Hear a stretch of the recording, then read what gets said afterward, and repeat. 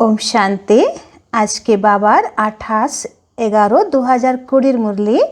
आज के मुरलीते बाबार विशेष महाबाक्য যে বাবা বলছেন বলছে তুমি সব সময় দিল থেকে বাবা বাবা বাবা বলতে থাকো, তো তোমার ভিতরে একদম খুশিতে তোমার রোম রোম পুলকিত হয়ে যাবে।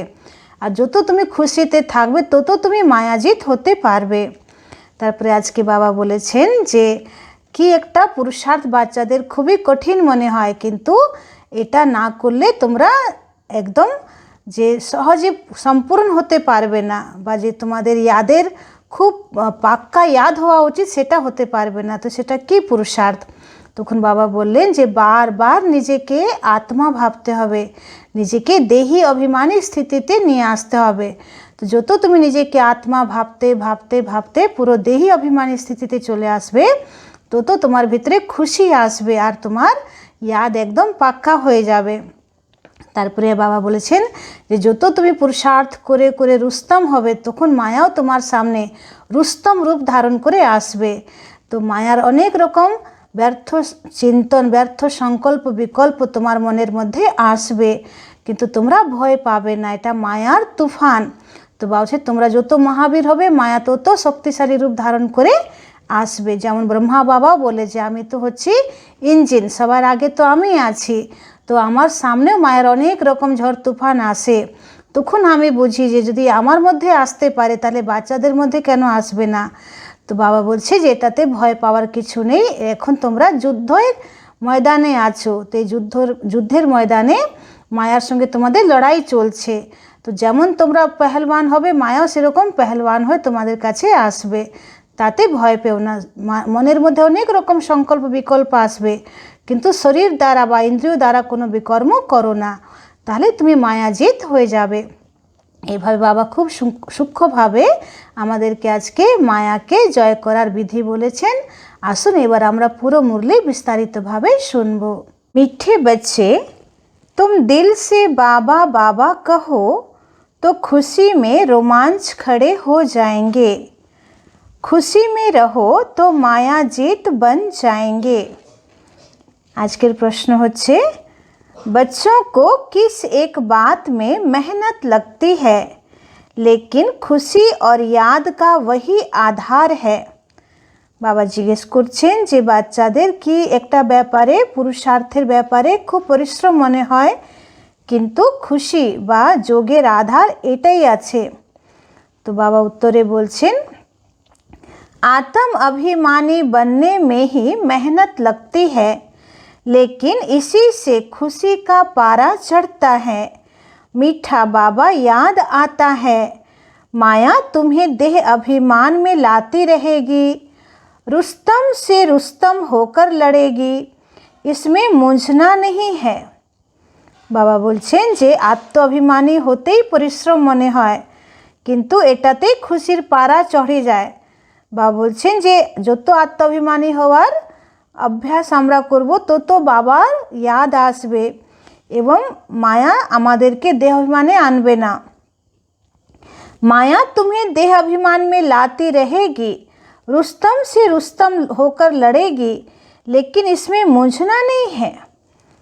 মায়া অনেক চেষ্টা করে আমাদেরকে দেহ অভিমানে নিয়ে আসার, কিন্তু বাবা বলছে যে তোমরা কনফিউজ হবে না, তোমরা যত রুস্তম হবে, যত তোমরা উঁচু পুরুষার্থ করার চেষ্টা করবে, মায়াও তত নানান রকম রূপ ধারণ করে তোমাদের কাছে আসবে, কিন্তু এটাতে কনফিউজ হও না। বাবা कहते बच्चे माया के तूफानों से डरो मत।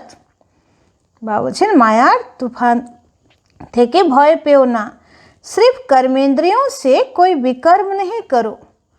বলছেন নিজের কর্মেন্দ্রিয় দ্বারা কোনো বিকর্ম করো না। ओम शांति।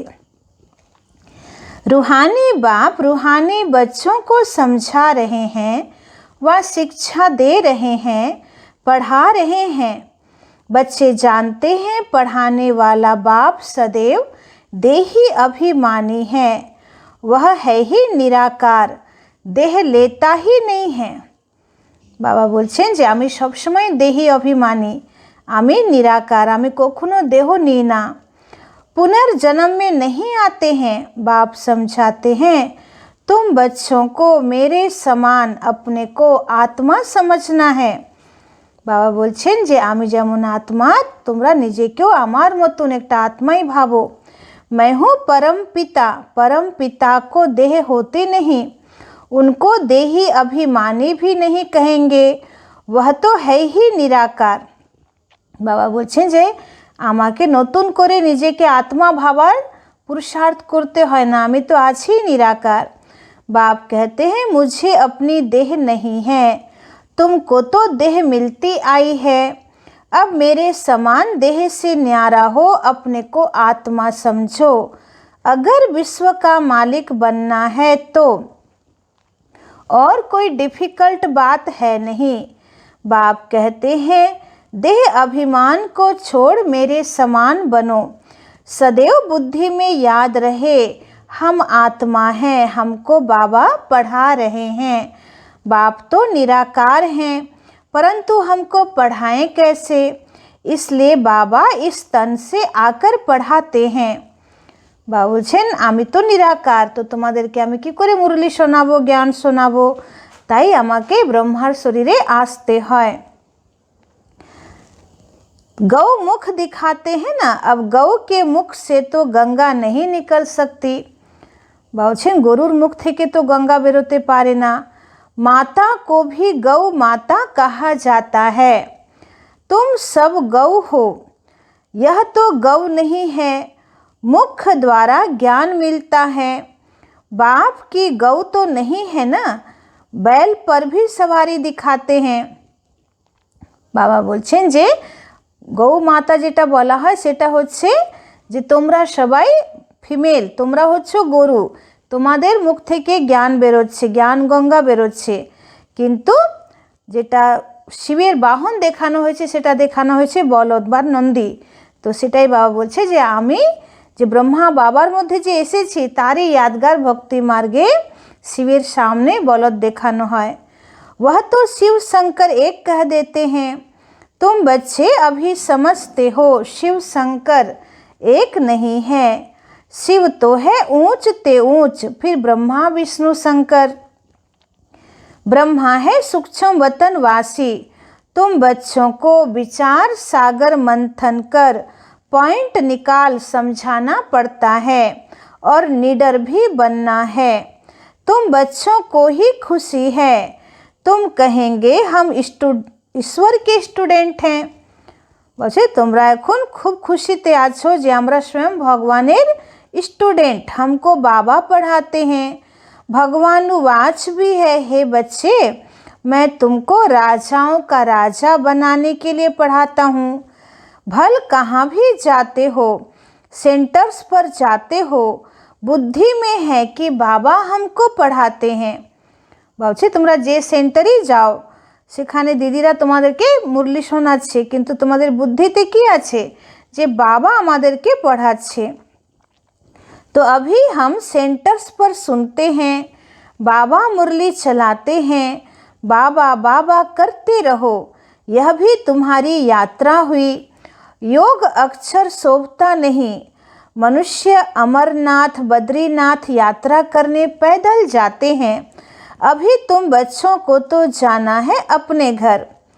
बाबा बोलছেন যে भक्ति मार्गे मानुष अमरनाथ बद्रीनाथ এই এত বড় বড় উঁচু তীর্থস্থানে হেঁটে যায়, কিন্তু বাবা আমাদেরকে কোনো পরিশ্রম দিচ্ছেন না। বাবা তো বলছেন বুদ্ধি দ্বারা তুমি পরমধাম পর্যন্ত যাও।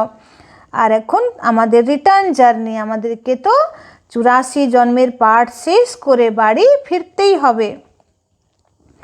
तुम जानते हो अब यह बेहद का नाटक पूरा होता है। बाबा आया हुआ है हमको लायक बनाकर ले जाने के लिए। तुम खुद कहते हो हम पतित हैं, पतित थोड़े ही मुक्ति को पाएंगे। बाप कहते हैं हे आत्माओं तुम पतित बने हो। वह शरीर को पतित समझ गंगा में स्नान करने जाते हैं, आत्मा को तो वह निर्लेप समझ लेते हैं। बाबा बोलছেন भक्ति मार्गेर मानुष নিজের শরীরকেই পতিত ভেবে গঙ্গাতে পাবন করার জন্য চান করে নেয় এবং আত্মাকে ওরা নির্লেপ ভাবে, কিন্তু বাবা বলছেন পাপ আর পুণ্যের দাগ आत्मार मध्येई लागे, शरीरेर मध्येई लागे ना। तो बाप समझाते हैं मूल बात है ही आत्मा की। कहते भी हैं पाप आत्मा पुण्य आत्मा। यह अक्षर अच्छी रीति याद करो। समझना और समझाना है, तुमको ही भाषण आदि करना है। बाप तो गांव-गांव में गली गली में नहीं जाएंगे ना। बाबा तुम्हें भालो करे बुझते होबे और अन्य के बोझाते होबे। बाबा तो एक एकटा ग्रामे बा अली गलिते जाबे ना। तुम घर घर में यह चित्र रख दो, 84 का चक्र कैसे फिरता है, सीढ़ी में बड़ा क्लियर है। अब बाप कहते हैं सतो प्रधान बनो, अपने घर जाना है। पवित्र बनने बिगर तो घर जाएंगे नहीं। तो यही फुरना लगा रहे। बहुत बच्चे लिखते हैं बाबा हमको बहुत तूफान आते हैं, मनसा में बहुत खराब ख्यालात आते हैं, आगे नहीं आते थे।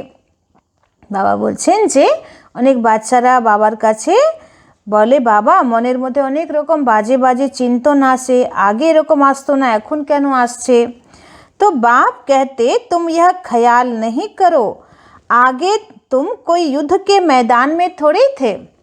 বলছে এখন তুমি যুদ্ধের ময়দানে আছো, তো মায়া তোমার সঙ্গে লড়তে আসবেই, মায়া বিভিন্ন রকম ঝড় তুফান আসবে আনবেই। आगे तो তুমি যুদ্ধের ময়দানে ছিলে না। तो अभी तुमको बाप की याद में रह माया पर जीत पानी है।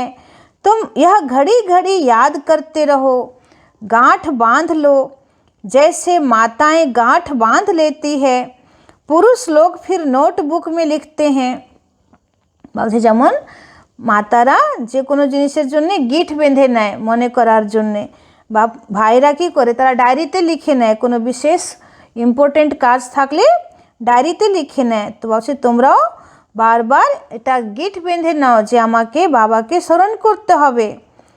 तुम्हारा तो यह बैच अच्छी निशानी है, हम प्रिंस बनते हैं। यह है ही बेगर टू प्रिंस बनने की गॉडली यूनिवर्सिटी। तुम प्रिंस थे ना। श्री कृष्ण वर्ल्ड का प्रिंस था, जैसे इंग्लैंड का भी प्रिंस ऑफ वेल्स कहा जाता है। तो वह है हद की बातें। राधे कृष्ण तो बहुत नामी ग्रामी हैं। বাবা বলছেন যেমন ইংল্যান্ডের রাজকুমারকে কি বলা হয় প্রিন্স অফ ওয়েলস, তো এটা হচ্ছে হদের কথা, কিন্তু রাধে কৃষ্ণ তো হচ্ছেন নতুন বিশ্বের রাজকুমার রাজকুমারী। स्वर्ग के प्रिंस प्रिंसेस थे ना, इसलिए उन्हों को सब प्यार करते हैं। श्री कृष्ण को तो बहुत प्यार करते हैं।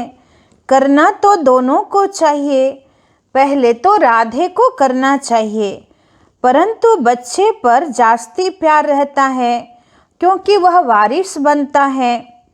বলছেন শ্রীকৃষ্ণকেই সবাই বেশি ভালোবাসে, রাধাকে কৃষ্ণের মতন নয়। কারণ বাবা বলছে যে ছেলেদের প্রতি সকলের অ্যাটেনশন বেশি থাকে, কেন ছেলেরা সম্পত্তির वारिस হয়। स्त्री का भी पति पर प्यार रहता है, पति के लिए ही कहते हैं यह तुम्हारा गुरु ईश्वर है, स्त्री के लिए ऐसे नहीं कहेंगे। सत्युग में तो माताओं की महिमा है। बलছেন সত্যযুগে মাতাদের महिमा बेसी, पहले लक्ष्मी फिर नारायण। अम्बा का कितना रिगार्ड रखते हैं, ब्रह्मा की बेटी है। ब्रह्मा का इतना नहीं है, ब्रह्मा का मंदिर अजमेर में है जहाँ मेले आदि लगते हैं। বলছেন संगम যুগে বাবা কন্যা মাতাদেরকে আগে রেখেছেন, এই জন্যে কন্যা রূপে দেবীদের পুজো হচ্ছে, অম্বার কত পুজো হচ্ছে। ব্রহ্মার এত সম্মান নেই বা মন্দির নেই, পুজো হয় না ব্রহ্মার, কিন্তু জগদম্বার কত মন্দির হয়, জগদ্ধাত্রী रूपे, जगदम्बा रूपे, दुर्गा रूपे। तो अम्बा के मंदिर में भी मेला लगता है। वास्तव में यह सब मेले मेला बनाने के लिए ही हैं। বলছে যতই দেবীদের সামনে মেলা লাগছে, কিন্তু ওই মেলাতে মানুষ আরও বেশি ময়লা হচ্ছে, কিন্তু সঙ্গম যুগে आत्मा परमात्मार मिलन मेलातेई आत्मा शुद्ध होच्छे। तो तुम्हारा यह मेला है स्वच्छ बनने का। এখন আমরা বাবার সঙ্গে আমাদের যে মিলন মেলা হচ্ছে এটাতে আমরা স্বচ্ছ হচ্ছি। तो स्वच्छ बनने के लिए तुमको स्वच्छ बाप को याद करना है, পানি से कोई पाप नाश नहीं होते हैं।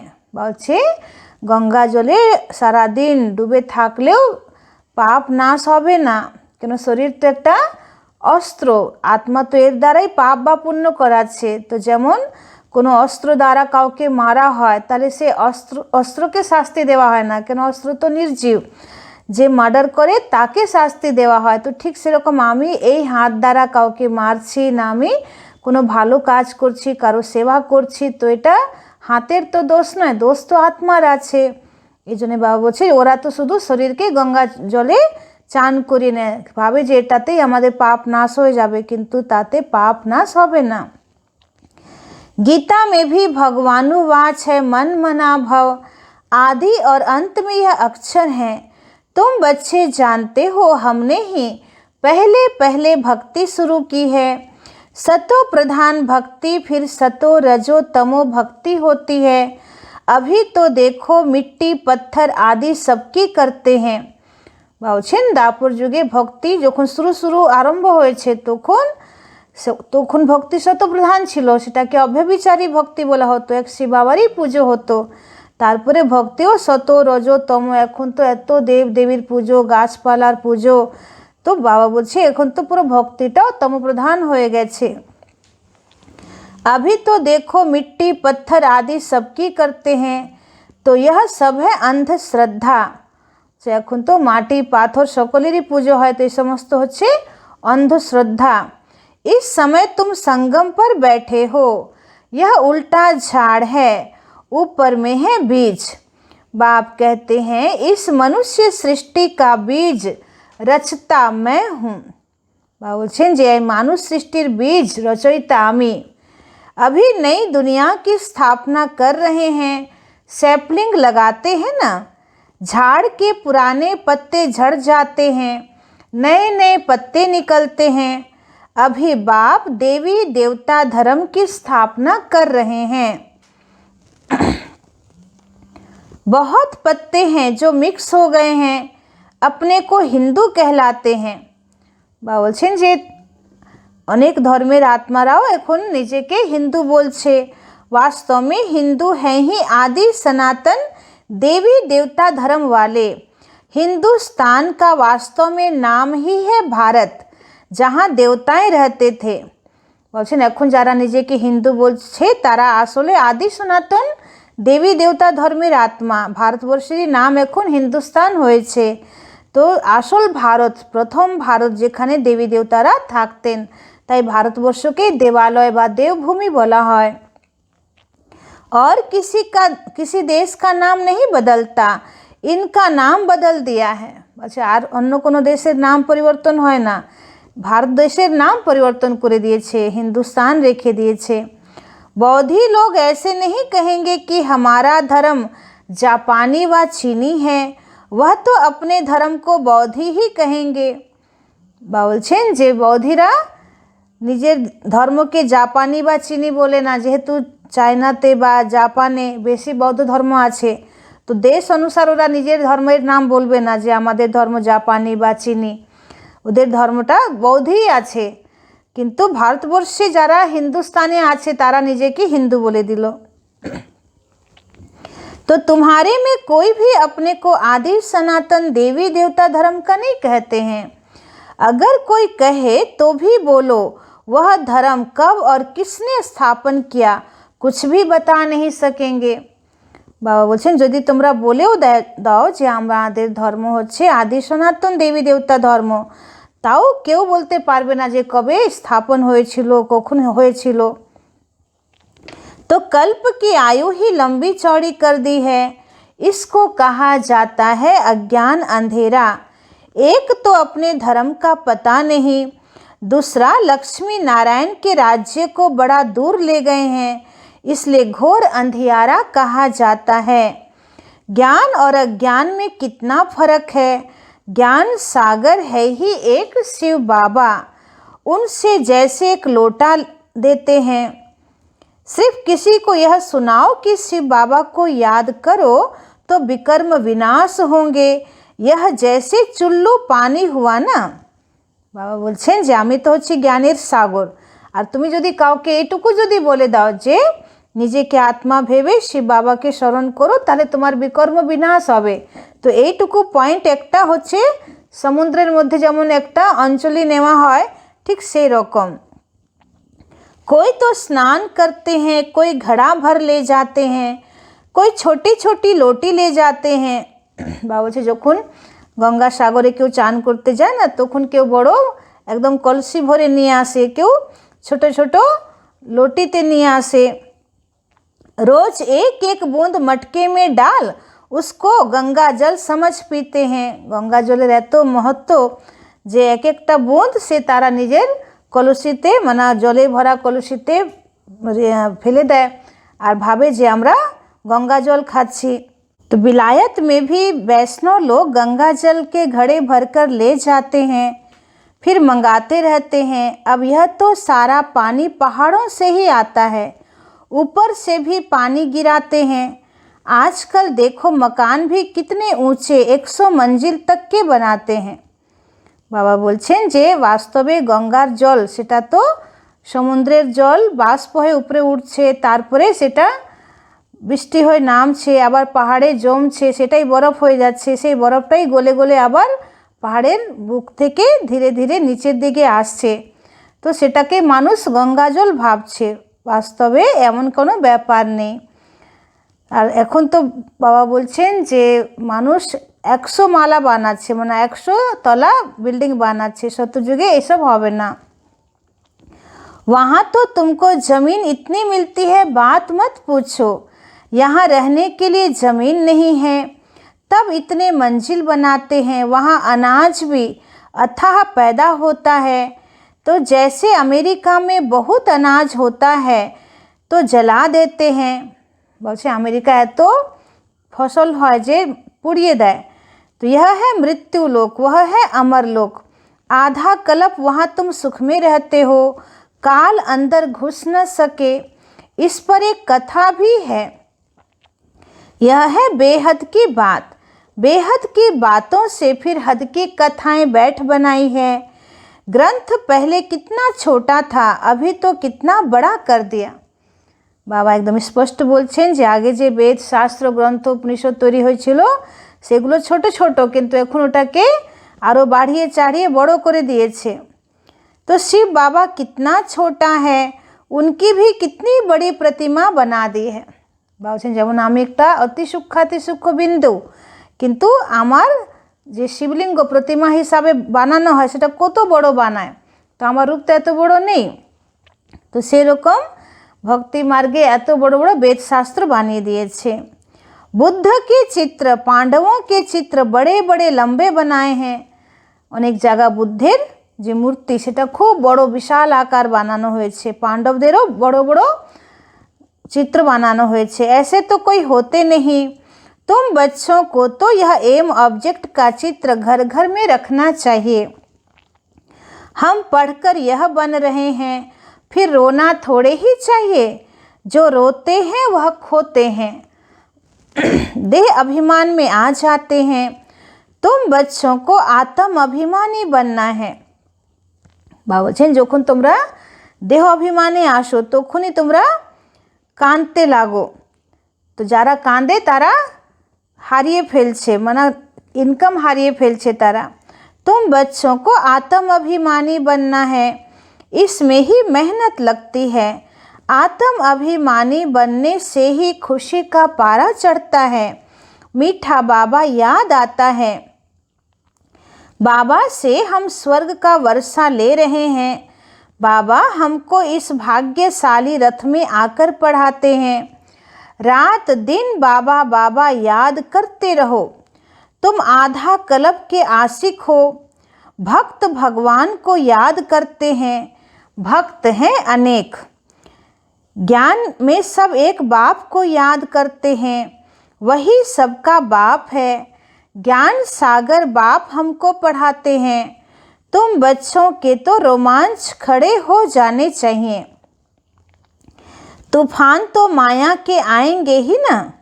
বলছে বাবার জ্ঞান শুনতে শুনতে বা শোনাতে শোনাতে তোমাদের একদম রোম রোম যেন পুলকিত হয়ে যাওয়া উচিত। মায়ার তুফান তো আসবেই।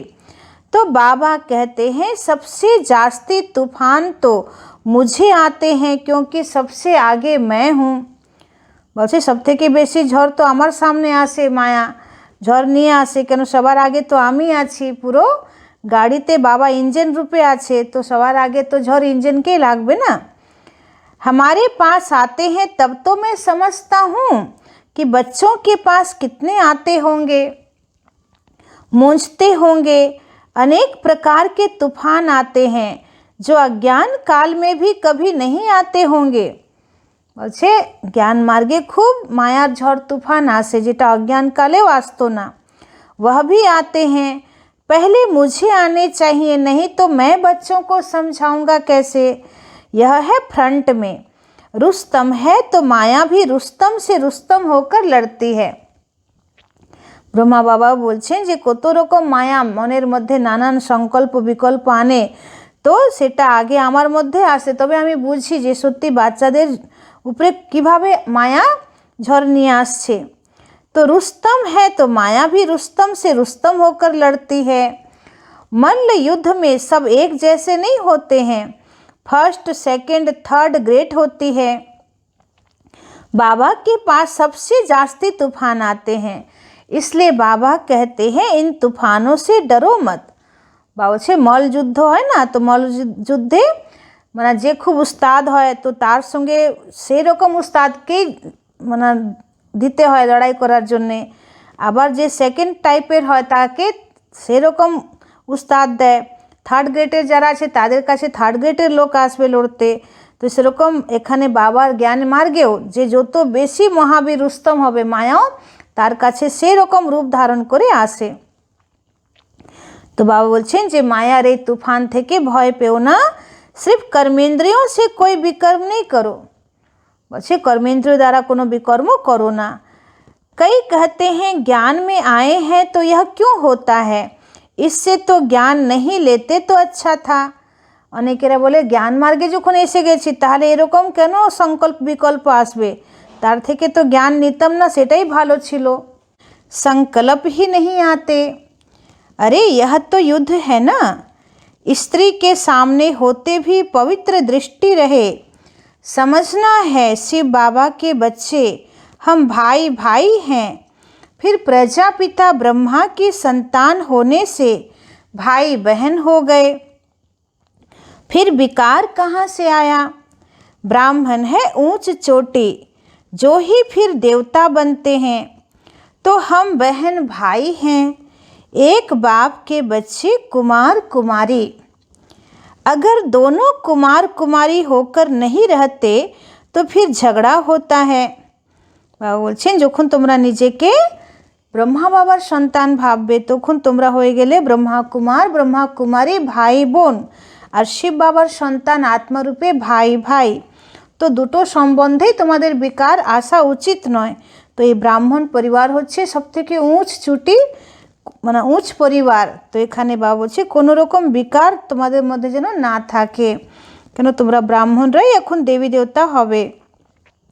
तो एक बाप के बच्चे कुमार कुमारी, अगर दोनों कुमार कुमारी होकर नहीं रहते तो फिर झगड़ा होता है। तो कुमार कुमारी माने पवित्र थाका। तो यदि एकजन पवित्र थाके और एकजन यदि ना थाकते चाय ताहले कि हय झगड़ा होबे। तो अबलाओं पर अत्याचार होते हैं। पुरुष भी लिखते हैं हमारी स्त्री तो जैसे पुतना है। अनेक जगह आबार माताराओ कम ना, तारा बाबार ज्ञाने चलते ही रहना, निजेर स्वामी के खूब बंधन डाले। तो बड़ी मेहनत है, जवानों को तो बहुत मेहनत है, और जो गंधर्वी विवाह कर इकट्ठे रहते हैं कमाल है उन्हों की। বলছে ইয়াং যারা বাবার জ্ঞানে চলছে তাদের তো খুব পরিশ্রম করতে হবে পবিত্র থাকার জন্যে, কিন্তু যারা গন্ধর্ব বিবাহ করে নিচ্ছে তো তারা গন্ধর্ব বিবাহ মানে বিয়ে হবে কিন্তু তারা স্বামী স্ত্রী রূপে থাকবে না, দূরে দূরে থাকবে। তো বলছে তাদের তো কামাল আছে। उन्हों का बहुत ऊंच पद हो सकता है। বলছে তাদের খুবই উঁচু পদ হয়ে যায়। परंतु जब ऐसी अवस्था धारण करें ज्ञान में तीखे हो जाएं, किंतु तादेरके खूबी পুরুষার্থ করতে হবে, জ্ঞানে তীক্ষ্ণ হতে হবে, তবেই তারা পবিত্র থাকতে পারবে। अच्छा, मीठे मीठे सिखी लदे बच्चों प्रति माता पिता बाप दादा का याद प्यार और गुड मॉर्निंग। रूहानी बाप की रूहानी बच्चों को नमस्ते। हम रूहानी बच्चों की रूहानी बाप दादा को पदम गुना नमस्ते नमस्ते नमस्ते। सदा रहेंगे हंसते, बनेंगे फरिश्ते, चलेंगे परम धाम के सीधे रास्ते। शुक्रिया बाबा, शुक्रिया। धारणार जन्य मुख्य सार। 1 नंबर पॉइंट, माया के तूफानों से डरना व मूंझना नहीं है। বলছেন মায়ার ঝড় থেকে ভয় পেও না বা কনফিউজ हो ना, सिर्फ ध्यान रखना है कर्मेंद्रियों से कोई विकर्म न हो। ज्ञान सागर बाबा हमको पढ़ाते हैं, इसी खुशी में रहना है। ज्ञानेर सागर बाबा আমাদেরকে পড়াচ্ছেন, এই খুশিতে থাকতে হবে। 2 नंबर, सतो प्रधान बनने के लिए आत्माभिमानी बनने की मेहनत करनी है। ज्ञान का विचार सागर मंथन करना है, याद की यात्रा में रहना है। বলছে জ্ঞানের বিচার সাগর মন্থন করতে হবে, यादेर यात्राय থাকতে হবে এবং সত্যপ্রধান হওয়ার জন্য আত্মাভিমানী হওয়ার কঠিন পরিশ্রম করতে হবে। আজকের বরদান, श्रेष्ठ पुरुषार्थ द्वारा फाइनल रिजल्ट में फर्स्ट नंबर लेने वाले उड़ता पंछी भव। श्रेष्ठ पुरुषार्थ द्वारा फाइनल रिजल्ट में फर्स्ट नंबर लेने वाले उड़ता पंछी भव। বলছেন শ্রেষ্ঠ পুরুষার্থ দ্বারা ফাইনাল রেজাল্টে ফার্স্ট নাম্বার যেন আমরা নিতে পারি, তার জন্য উড়তা পাখি হতে হবে, উড়ন্ত পাখি হতে হবে। फाइनल रिजल्ट में फर्स्ट नंबर लेने के लिए दिल के अविनाशी वैराग्य द्वारा बीती हुई बातों को, संस्कार रूपी बीज को जला दो। বলছে ফাইনাল রেজাল্টে ফার্স্ট নাম্বার নেওয়ার জন্য 1 নম্বর যত রকম ফালতু ব্যাপার আছে সেটা দিল থেকে বৈরাগ্য বৃত্তি এনে একদম অতীতের কথা, পুরাতন কথাকে পুরো संकल्प द्वाराई पुड़िए दीते हबे, संस्कार रूपी बीजकेई पुड़िए दीते हबे।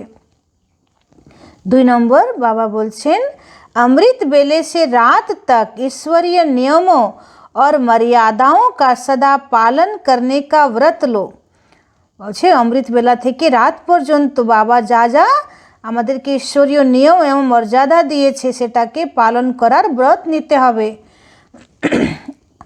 और 3, मनसा द्वारा, वाणी द्वारा या संबंध संपर्क द्वारा निरंतर महादानी बन, पुण्य आत्मा बन, दान पुण्य करते रहो।